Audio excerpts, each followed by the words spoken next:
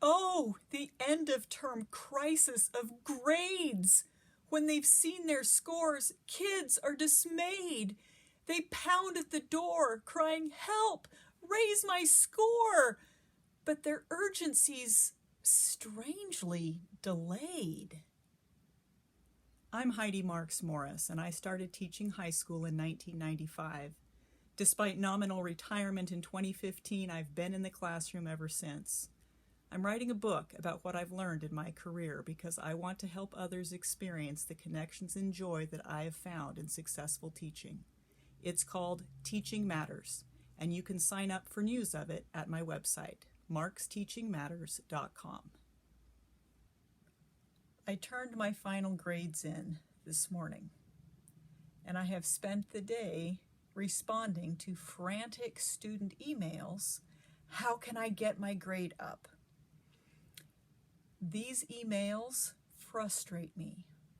They make me grumpy, and I really have to edit my responses several times before I send them, because my unfiltered vituperation would in no way serve the relationship with these students.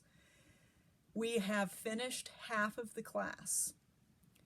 Now they will take a 9-week hiatus from my Spanish teachings, taking 4 completely different classes, and then return to my Spanish 1 class to finish out the school year.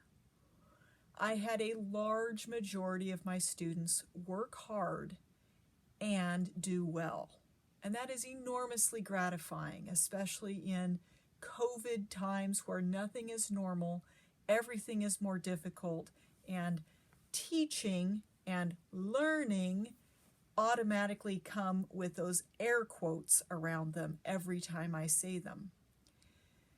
But I'm not thinking of the successful students, the steady students, these students who have worked for 9 weeks to earn the grade that I turned in, and who are well aware of what they earned and satisfied that it reflects their progress clearly.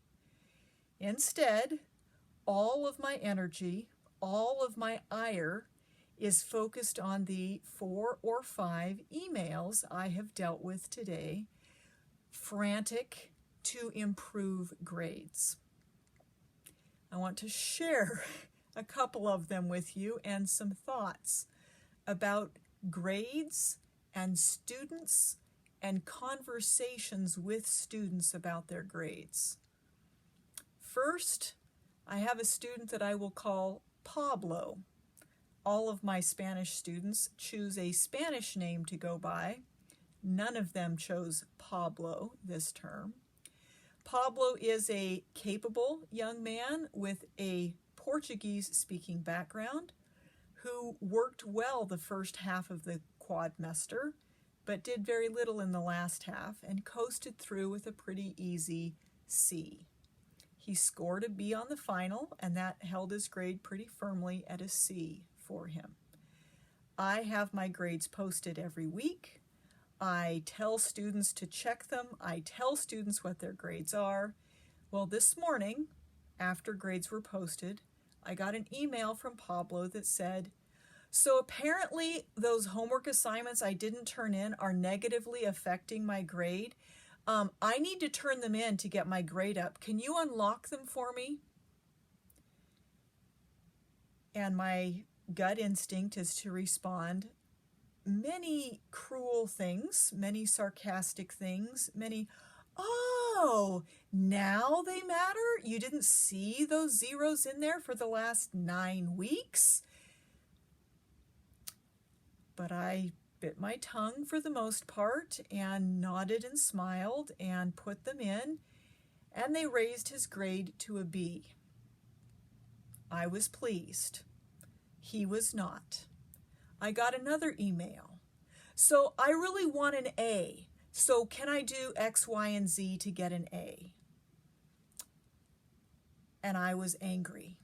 Angry because I had this same student in a math class, first quadmester of the school year, and we did this dance then.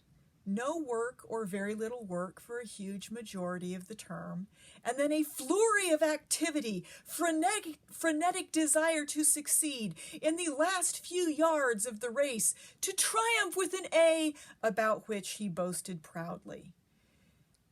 A student does not earn an A in Spanish in a last-minute frenetic effort to pile in more points.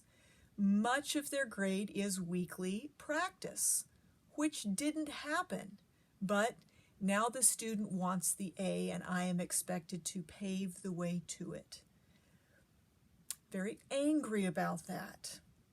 I exchanged emails with Pablo and with his mother, expressing my frustration and my acquiescence to his request, stating, here are all of the quizzes that we took.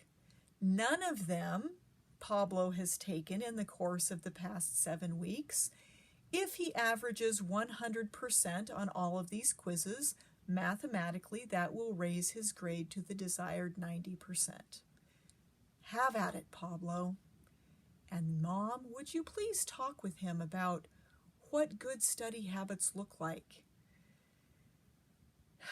And then I apologized to Mom for blowing off steam, and she was gracious enough to acknowledge that, yes, I was being kind and helpful to her student, but also that there were circumstances that I wasn't aware of, and here's the untold story of the stressors behind her son's poor performance, and so forth. And she's right. There are always more facts than we're aware of. There is always trauma on some level, and there is always hope for improvement. I know these things, but the frustration is real.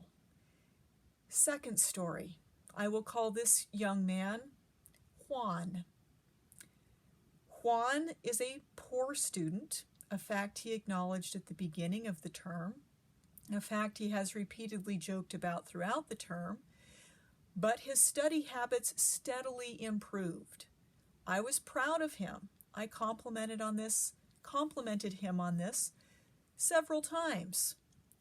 Juan ended with a 79%, having chosen not to do the optional last oral presentation, which would possibly have made the difference between a C and a B.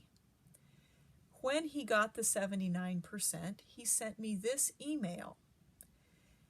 Dear Profe Morris, I know I earned a 79%, and I know I failed the final.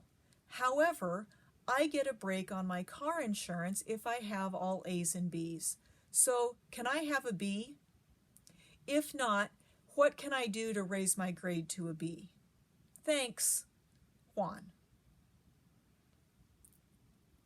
I replied to that email after several deep breaths with, Dear Juan, I will never give you a grade which you did not earn yourself. However, if you would like to earn a B, I would suggest that you prepare and present the final oral presentation that you opted out of. If you do well, you will earn a B in the class. Good luck. Let me know if I can help. Today, I got another email from Juan saying, can I just really quick do one of the assignments that I missed? Because it's only 10 questions and I think that should be enough to raise my grade. I replied, Juan, didn't we agree that you would do your oral presentation? Juan responded, but I just really quick want to raise it. I don't see why I shouldn't be able to do what I want to do to get my grade up. It's another assignment that'll get me more points, right? And flames burned on the side of my face as I stared at my computer screen. And I wrote back to Juan, clearly, you and I have different goals. My goal is to help you learn Spanish so that you will be more successful next quadmester because you will have mastered better the Spanish from this quadmester. Your goal, clearly stated, is really quick change of your record. Juan replied, "Thanks, I really appreciate it. It's really been a fun class," and so forth. "But can you just unlock the assignment? Thanks." Third exchange with another young man, whom I will call Miguel. Miguel earned a 58% and did not take the final exam. His email requested that I give him all of the homework he needs to do because he really, really needs to pass the class. I would love to be able to communicate with each of these young men that a grade is not an incident at the end of the semester. It is a 9-week journey. It is never a sudden surprise. It is always an incremental process. And it is incidental to our goal of learning Spanish. How I wish I could convince my students to embrace both of those truths, or at least the first. The grade frantic energy that happens after grades have posted is a huge stress for teachers. And to be fair, the mishap-laden students as well. But the solution is so easy. One day at a time, incremental process, incremental success, incremental triumph. That is a lesson that everyone needs to learn about most everything in life. We all progress gradually. I cannot figure out how to get that across to these three particular young men. However, I have calmed down by reflecting on their 47 classmates who have not wound up in this predicament, or if they have not inundated me with frantic emails requesting/demanding that I allow them another opportunity to do what I have given them every opportunity to do over the last 9 weeks. We put so much stress on grades as the truth of an education, and students absorb that. Students are judged on that, and students expect their success to be marked by those grades. I battle to convince my students to take pride in their learning and in their progress and see the grade as incidental to that journey. I rarely succeed overnight, but it is a battle that I refuse to stop fighting, because the lessons of gradual, steady labor are far more valuable than flipping 10 points in a grade book to flip a grade on a transcript, even if it does get you an insurance discount. That suddenly matters.